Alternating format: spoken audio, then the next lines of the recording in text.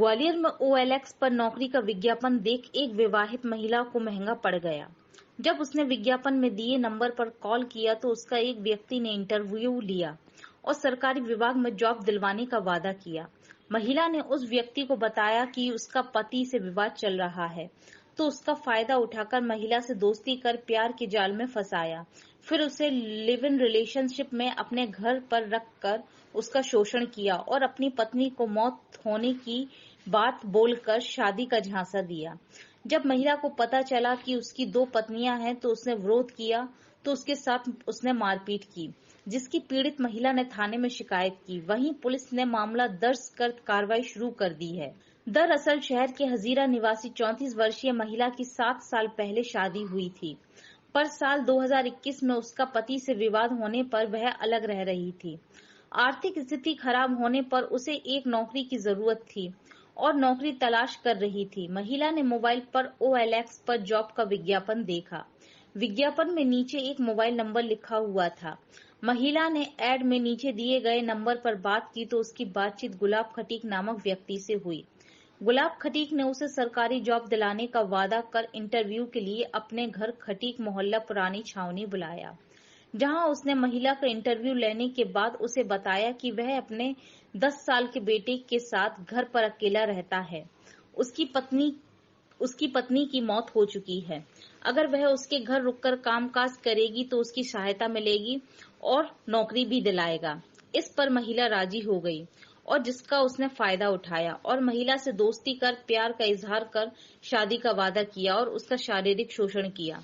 जब उसे आसपास के लोगों से पता चला कि जिस व्यक्ति गुलाब के साथ रह रही है वह पहले से ही शादीशुदा है और उसकी 2 पत्नियां हैं, जब उसने इस बात पर उसका विरोध किया तो आरोपी ने उसके साथ मारपीट करना शुरू कर दिया।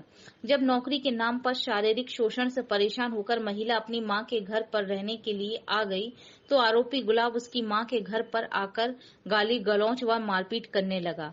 उसके साथ नहीं रहने पर जान से मारने की धमकी देने लगा, जिससे परेशान होकर महिला ने पुरानी छावनी थाना पहुंचकर शिकायत की। शिकायत के बाद आरोपी गुलाब फरार हो गया। वहीं पुलिस ने आरोपी के खिलाफ दुष्कर्म और अन्य धाराओं में मामला दर्ज कर उसकी तलाश शुरू कर दी है।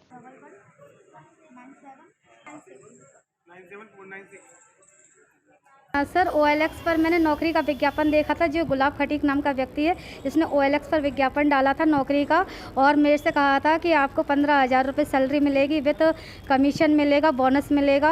और जब इसने मेरे से बात की, अपने घर बुलाया और कहा, मेरे साथ ज़बरदस्ती की और कुछ दिन बाद इसने मेरे से बातचीत करता रहा और बोला कि मेरी पत्नी मर गई है, मेरे कोई औरत नहीं है, मेरा एक 10 साल का बच्चा है, आप आराम से मेरे साथ रह सकती हो। इसी दौरान मैं आपकी नौकरी भी लगवा दूंगा। मैं इसके घर रहने लगी और इसने नौकरी का भी झांसा दिया, शादी का भी झांसा दिया। ना ही इसने मेरी नौकरी लगवाई, ना ही इसने मेरे से शादी की।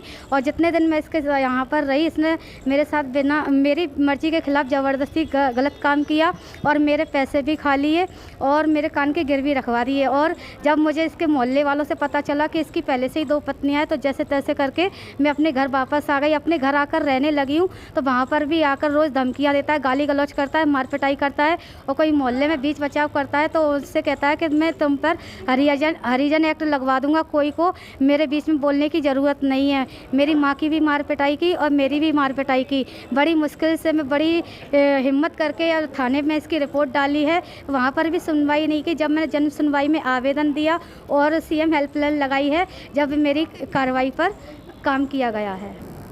ये बहुत ऐसे प्रकरण आ रहे हैं ग्वालियर में और जो कहीं ना कहीं साइबर फ्रॉड और उसमें फिर आगे चल के फाइनेंशियल फ्रॉड, कई बार उसमें फिजिकल अब्यूज़ या सेक्सुअल एक्सटॉर्शन का भी ऐसे मुद्दे बन जाते हैं।